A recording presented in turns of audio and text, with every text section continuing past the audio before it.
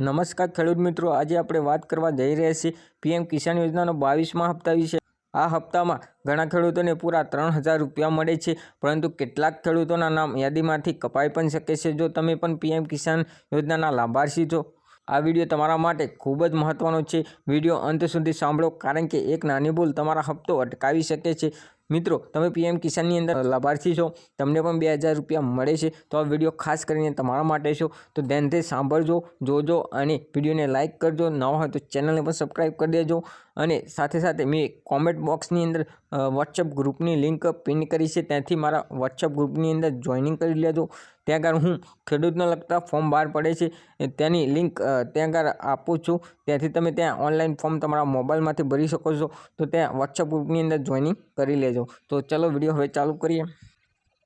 સરકારી અપડેટ મુજબ પીએમ કિસાન યોજનાનો 22મો હપ્તો ટૂંક સમયમાં ખેડૂતોના બેંક ખાતામાં જમા થવાનો છે।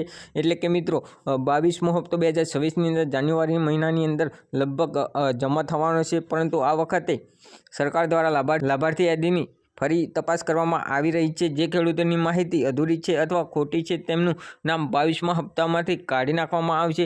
એટલે કે મિત્રો, 22મા હપ્તાની યાદી ફરી ચેક કરવામાં આવી રહી છે, જે ખેડૂતોની માહિતી અધૂરી છે તેવા ખેડૂતોના નામ નીકળી જશે। મિત્રો, હવે જાણીએ કે કોનું નામ કપાઈ શકે છે કે ખેડૂતે ઈ-કેવાયસી પૂર્ણ કરી નથી, જેનું આધાર નંબર બેંક ખાતા સાથે લિંક નથી, જેમના જમીન દસ્તાવેજ અપલોડ નથી, જેનું બેંક ખાતું બંધ છે અથવા ઇનએક્ટિવેટ આવે છે, અથવા સરકારી નોકરી છે। આ ખેડૂતોને 22મો હપ્તો અટકી શકે છે। હવે સારા સમાચાર એ છે કે જે ખેડૂતોની ઈ-કેવાયસી પૂર્ણ છે, આધાર કાર્ડ અને બેંક ખાતા સાચી રીતે લિંક કરેલ છે, જમીન વેરિફિકેશન પૂર્ણ થઈ ગયું છે અને અગાઉના હપ્તા મળ્યા છે, આવા ખેડૂતોને ચોક્કસ 22મો હપ્તો મળશે। એટલે કે મિત્રો, જેનું ઈ-કેવાયસી પૂર્ણ નથી અથવા આધાર કાર્ડ સાથે બેંક એકાઉન્ટ શેડ્યુલ નથી, જમીન દસ્તાવેજ ખોટો છે, તેવા ખેડૂતોના નામ નીકળી જશે।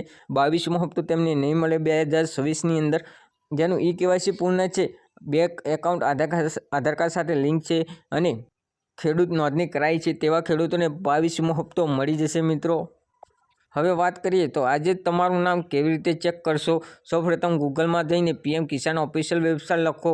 વેબસાઇટ ખોલ્યા બાદ બેનિફિશિયરી સ્ટેટસ ઉપર ક્લિક કરો, પછી તમારો આધાર કાર્ડ નંબર અથવા મોબાઈલ નંબર દાખલ કરો। ગેટ ડેટા ઉપર ક્લિક કરતાં જ તરત જ દેખાશે કે તમારું નામ યાદીમાં છે કે નહીં અને 22મો હપ્તો તમને મળશે કે નહીં। મિત્રો, એટલે તમારે સ્ટેટસ ચેક કરવા માટે ગૂગલની અંદર તમારે પીએમ કિસાન ઓફિશિયલની વેબસાઇટ ઉપર જવાનું રહેશે, બેનિફિશિયરી સ્ટેટસ ઉપર ક્લિક કરવાનું રહેશે, ત્યારબાદ તમારો આધાર કાર્ડ નંબર અથવા મોબાઈલ નંબર નાખીને ત્યાં આગળ તમે જોઈ શકો છો કે 22મો હપ્તો તમને મળશે કે નહીં મળે।